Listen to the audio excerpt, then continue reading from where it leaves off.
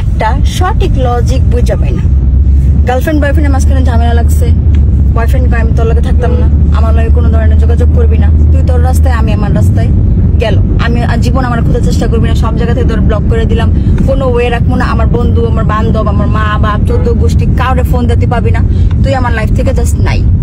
ওকে নাই তো ওই পাশের মায়েরা অনেক খোঁজার চেষ্টা করে, প্লিজ আমার একটু কথা কো, প্লিজ একটু কথা কো, এক না এক ভাবে চেষ্টা করে করে করে করে করে মানে ওর জীবনের একটাই এম, স্যার আমার ব্লক কেন মারছে, আমার লাগে কথা কইতে হইব, আমার লাগে রিলেশন তাহলে শুরু করলো কেন। ওকে তো কত হলো বোন, যদি তোর লাগে সম্পর্ক রাহনেরই ছিল, ও তোরে ব্লক করা তো দূরে কথা, ঝগড়া করতো বাট ওয়ে রাখতো যে এক না এক ভাবে তুই ওরে পাস। তার মানে সব অপশন যেহেতু বন্ধ করে দিতেছে, তার মানে ওই তোর থেকে পিসা ছুড়ানোর লাগে এই জিনিসগুলো করতেছে। বাট তুই একটা মগি, তোর মাথার তার 3-4 ছিড়া, তুই বুঝতেছিস না, এর জন্য তুই বারবার বারবার স্যারার কথা কবে চাইতেছিস। এখন একটা টুইস্ট দেখেন, যখন কিনা মানে স্যারারা বুঝে যে অনেকদিন হয়ে গেছে গা, মানে মায়েরা পরে চিন্তা করে কি, আচ্ছা আমি কি একটু খিসকায় থাকবো বা আমি কি একটু চুপ করে থাকবো, আচ্ছা আমার কি মুভ অন করা উচিত, আচ্ছা আমার কি করা উচিত। তো ওর আশপাশের মানুষগুলো যেন বুঝায়, প্লিজ তুই বোঝার চেষ্টা কর, সে তোর ভালোবাসে না, বাসে না, বাসে না।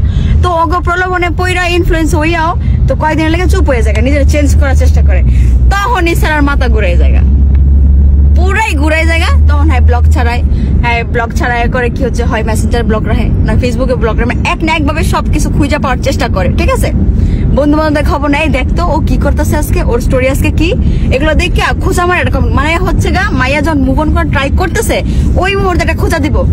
আমি তো ভাবছিলাম 2 দিন পরে সবকিছু ঠিক করে ফেলবো, কিন্তু তুমি যে এত চেঞ্জ হয়ে যাবে সেটা তো বুঝি নাই। ওকে, তুমি তোমার লাইফে ভালো থাকো, ভালোই তো আসো, আমাকে ছাড়া ভালোই আসো, কোনো একদিন বলছিলা আমাকে ছাড়া থাকতে পারবা না, এখন কিন্তু উল্টা গুইরা দোষ কিন্তু মায়ের উপরে আইতেছে। হ্যাঁ, তো মায়া যখন আর কি মুভ অন করতে চাইতেছে না, এখন ছাড়াই মুভ অন করে জোর কইরা, তো গেল 2 দিন রসের কথা কইতে কইতে কইতে আর কি কোনোভাবে ইনফ্লুয়েন্স করে আবারও সম্পর্কে হইলো।